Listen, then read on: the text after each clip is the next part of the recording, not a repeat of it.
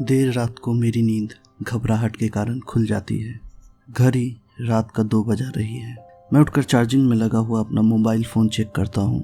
मैं world health organisation की website पर जाकर चेक करता हूँ कि कोरोना के मरीजों की संख्या 4 लाख के पार हो गई है और मरने वालों की संख्या 14,000 के पार। मेरी आंखों से नींद नदारद हो चुकी है, पर घबराहट अभी भी बनी हुई है।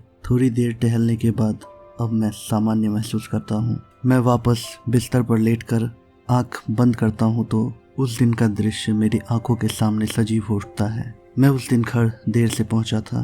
अपने कमरे के सामने पहुंचकर जैसे ही मैंने चाबी के लिए जेब में हाथ डाला, मुझे ध्यान आया कि चाबी क्रिस्टीन के पास होगी। क्रिस्टीन का दरवाजा बंद था, अंदर लाइट जल रही थी। मैंने दरवाजे को हल्के से नॉक किया, इतने हल्के से कि अगल बगल वाले किराएदारों तक आवाज न पहुंचे। क्रिस्टीन चाबी के साथ निकल आती है। सोमेश, आज बहुत देर कर दी। हाँ, थोड़ा काम में फंस गया था। क्रिस्टीन अपनी आंखें मुझ पर करा देती है, जैसे मुझ में कुछ खोज रही है। मुझे समझ नहीं आता कि वो ऐसे क्यों देख रही है। उसकी वो निगाहें आज भी मेरा पीछा करती है। अपने कमरे को पहचान तो लोगे ना? वो चाबी आगे बढ़ाते हुए मुझसे चुहल करती है। मैं बस हमेशा की तरह मुस्कुराकर चाबी ले लेता हूँ। अपने कमरे में आकर पाता हूँ कि कमरे के जाले साफ हो गए हैं। बेड पर नया चादर बिछा हुआ है। पुराना चादर जिसमें मेरे अकेलेपन के गवाह के कई दाग थे, वो अपने साथ ही ले गई थी और उसकी जगह अपना नया चादर बिछा दिया है। जो पत्र पत्रिकाएं मैं उससे छुपाना चाहता था, वो एक जगह किनारे से लगी हुई थी। मुझे थोड़ी शर्म भी महसूस होती है। मैंने बाथरूम में झांक कर देखा, वो भी चमक रहा था। शायद कॉलोनी में आने वाली राधा माई से उसने सफाई करवाई होगी। क्या जरूरत थी उसे ये सब करने की, मैं सोचता हूँ और फिर मन ही मन मुस्कुरा देता हूँ। किचन में एक बर्तन गिरने की आवाज़ से मेरी आंखें खुलती हैं और मैं अतीत से वर्तमान में आ जाता हूँ। मैं किचन जाकर देखता हूँ, शायद कोई चूहा होगा जो बर्तन गिरा गया है। बाहर बालकनी में झांक कर देखता हूँ, सब जगह मरघट सा सन्नाटा पसरा हुआ है। मेरा घर हाईवे के किनारे है, जहाँ रात भर ट्रकों के चलने की आवाज़ आती रहती है, पर आज मरघट से भी ज़्यादा शांति है।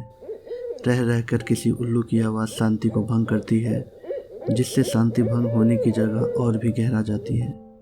क्या माँ सही कह रही है कि इंसानों से कोई बड़ी भूल हुई है, जिससे भगवान ने पूजा लेने से मना कर दिया है?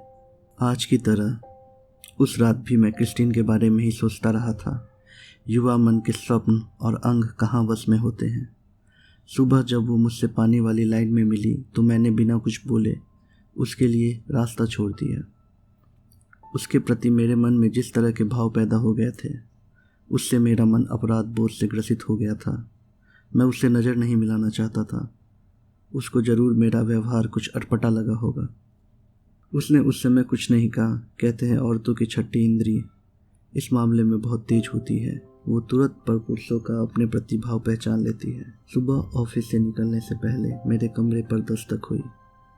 मैंने झांक कर देखा, क्रिस्टीन ही थी। ये लो तुम्हारा चादर, मैंने धो दिया।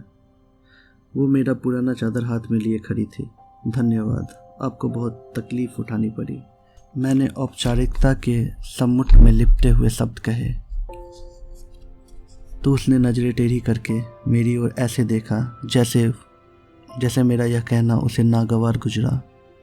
वो कुछ समय तक मुझे देखती रही, फिर एक कुटिल मुस्कान मेरी तरफ फेंक के चली गई।